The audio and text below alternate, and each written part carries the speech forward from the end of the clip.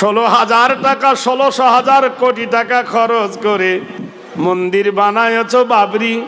এ পর্যন্ত মসজিদে বাবরি ভেঙে মন্দির বানায়ছ রাম মন্দির। চারানা কেউ পর্যন্ত টিকিট কেটে দেখে না। মুসলমান চলে গেছে ভারতে, কিন্তু দোকানদারি রেখে গেছে।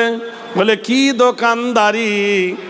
ভারতের মাটিতে একটা কবর আছে, সেই কবরটার নাম হলো তাজমহল।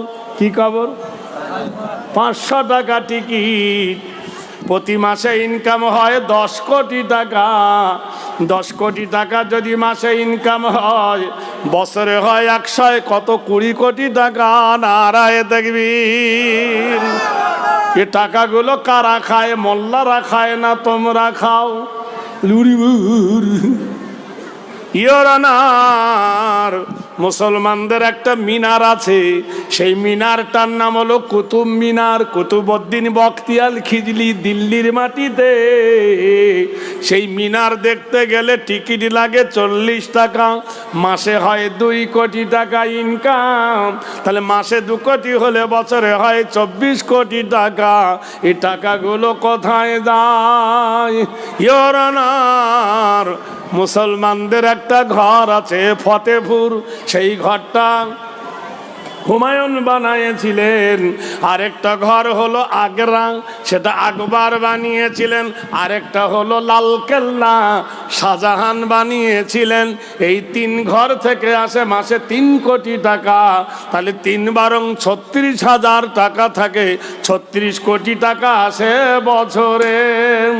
মুর্শিদাবাদের মাটিতে একটা ঘর আছে ইওর অনার, তার নাম হলো হাজার দুয়ারি।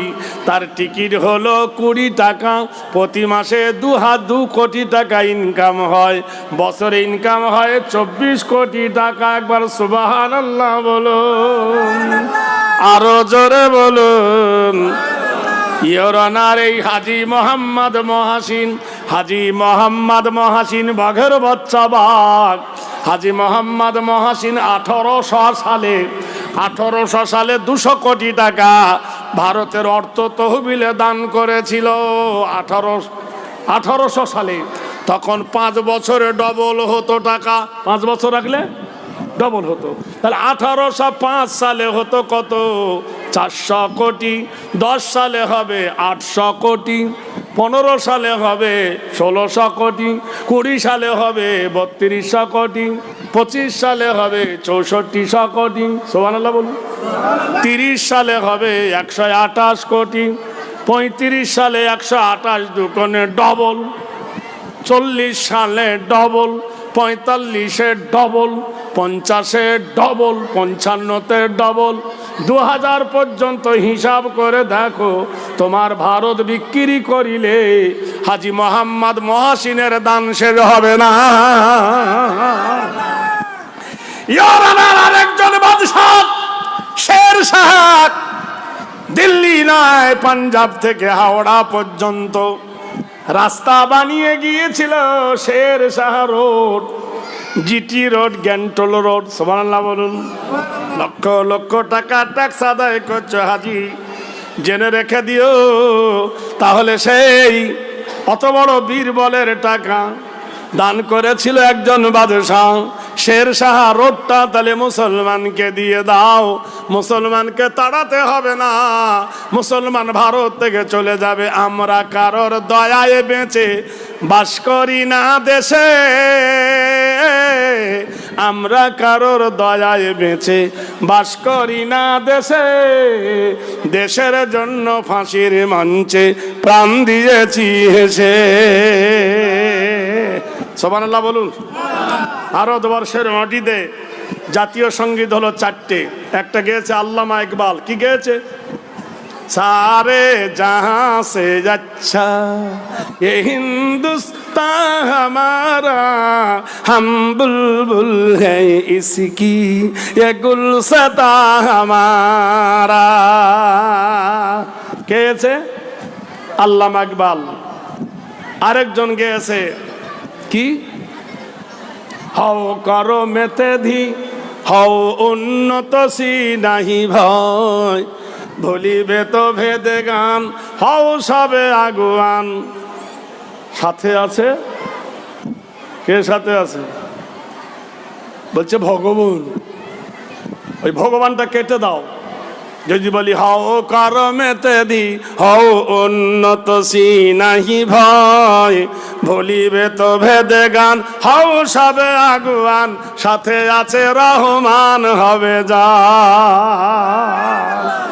হাও করমেতে ধি, হও উন্নত সিনাহি ভয়, ভুলিবে তো ভেদে গান, হাও সবে আগুয়ান। সাথে আছে কোরআন, হবে জয়। নারায়ে তাকবীর। কটা হলো? দুটো হলো। আর বঙ্কিম গেয়েছে সুজলং সুফলং শস্য শ্যামলং মলয়মুধমং বন্দী। আরেকজন গেয়েছে, নাম বললে এখন গাল কেটে উঠবে, কিছু ভক্ত আছে তো রক্ত দেবে। গেয়েছে কি? জনগণ মন অধিনায়ক জয় হে। প্রাইমারি স্কুলে পড়ায় না, কিন্তু মানেটা করো দিনই। জনগণ মন অধিনায়ক জয় হে। জনগণের মনের মতো অধিনায়ক তুমি। কাকে বলছে? ভারত ভাগ্য বিধাতা, তুমি ভারতের ভাগ্যের বিধাতা। কে তুমি? পাঞ্জাব সিন্ধু গুজরাট মারাঠা দ্রাবিড় উৎকল বঙ্গ, বিন্দ হিমাচল যমুনা গঙ্গা, উচ্চল জলধি তরঙ্গ। ইংরেজের কাছ থেকে প্রাইজ পাবো বলে ইংরেজকে টুপি পরালো জনগণ মন অধিনায়ক জয় হে। তুমি জনগণের মনের মতো অধিনায়ক। হাফেজ গোলাম মাসুম প্রতিবাদ করে বলল, শোনো, এ কবিতা মানা যাবে না, এ কবিতা মেনে নেওয়া হবে না। বললে কেন? বলে জনগণ মন অধিনায়ক জয় হে। জনগণের মনের মতো অধিনায়ক হলো আল্লাহর নবী।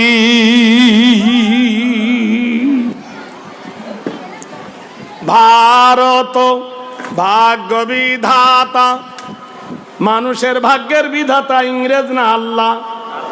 Honor of the day of judgment, the alone who is our Shish was the estate, the king of mankind, the god of mankind. মানুষের ভাগ্যের বিধাতাকে, খেতে দেবার মালিককে, রেজেকের মালিককে। এখানে কার কথা বলছে? ভারত ভাগ্য বিধাতা। এরা ইংরেজকে টুপি পরে বলছে তুমি ভারতের ভাগ্যের বিধাতা। পাঞ্জাব সিন্ধু গুজরাট মারাঠা দ্রাবিড় উৎকল বঙ্গ, বিন্দ হিমাচল যমুনা গঙ্গা, উচ্চল জলধি তরঙ্গ। পাঞ্জাব সিন্ধু প্রদেশের যত জমিন আছে সেই জমিনে তোমার নামে ফসল ফলে। নাউজুবিল্লাহ বলুন। জমিনের ফসল কে ফেলায়? وأنزلنا من المعصرات ماء ثجاجا لنخرج به حبا ونباتا। আল্লাহ বলে আমি আকাশ হইতে মুষলধারায় পানি বর্ষণ করি, আমার পানি জমিনে পড়ে, জমিন ভিজে যায়, তোমরা যা বপন করো তার অত্যাধিক ফসল আমি আল্লাহ দিই। তোমার নামে নদীর জোয়ার আসে, নাউজুবিল্লাহ পড়ুন। তব শুভ নামে জাগে, তব শুভ হাসি জমাগে গাহে, তব গাথ আউজুবিল্লাহ নাউজুবিল্লাহ। নদীর জোয়ার কার নামে আসে? ওয়াল্লাহুল জাওয়ারিল মুনশাআতু। আল্লাহ পাক কোরআন শরীফে বলেন ওয়াল্লাহুল জাওয়ারিল মুনশাআতু ফিল বাহরি কাল্লালাম। কুলকুল রবে নদী প্রবাহিত করে কে? জোরে বলুন। ইয়াখরুজু মিন, আল্লাহ বলছে ইয়াখরুজু, নদীর মাটিতে খবর নিয়ে দেখো। আল্লাহ পাক রব্বুল আলামিন কত সুন্দর গারিয়ান, তিনি মহান।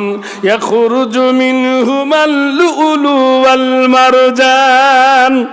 দুটো নদী সমানভাবে বয়ে যাচ্ছে। একটা নদীর পানি হলো লবণ, আর একটা নদীর পানি হলো মিঠা। নোনা পানির সঙ্গে মিঠা পানি মেশে না, আর মিঠা পানির সঙ্গে লবণ পানি মিশ্রিত হয় না। এ কুদরত কার? জোরে বলুন আল্লাহ।